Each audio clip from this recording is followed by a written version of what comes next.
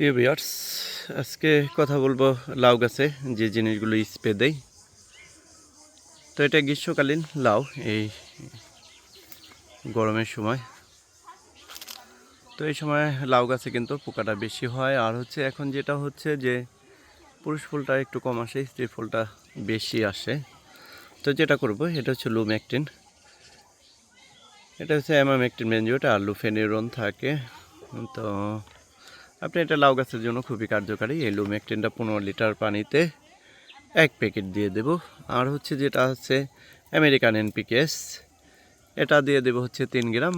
কারণ হচ্ছে গাছ কিন্তু এমনিতেই মোটামুটি সতেজ আছে এবং পাতা কিন্তু যথেষ্ট কালো মোটামুটি, এবং গ্রোথও মোটামুটি যথেষ্ট ভালো।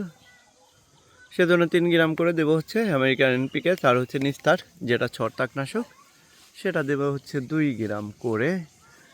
এবং ফেরোমন ফাঁদ সেট আপ করা দেওয়া হয়েছে চারোদিকে।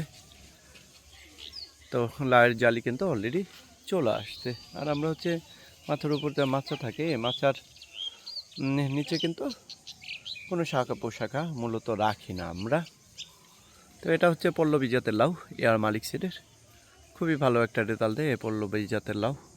যারা ইতিমধ্যে করছেন, চাষ করছেন, তারা বলতে পারবেন যে খুবই ভালো একটা জাত এই পল্লবী জাতের লাউ। তো আমাদের এদিকে হচ্ছে গরমকালেও কিন্তু চলে, লাউটা চলে। সেজন্যই লাউ করার প্রচেষ্টা। আর লাউ চাষটা অনেকটা তুলনামূলকভাবে সহজ, অন্য গাছের থেকে একটু পরিচর্যা কম নিতে হয়।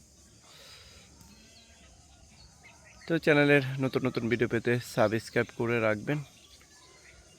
ধন্যবাদ সবাইকে।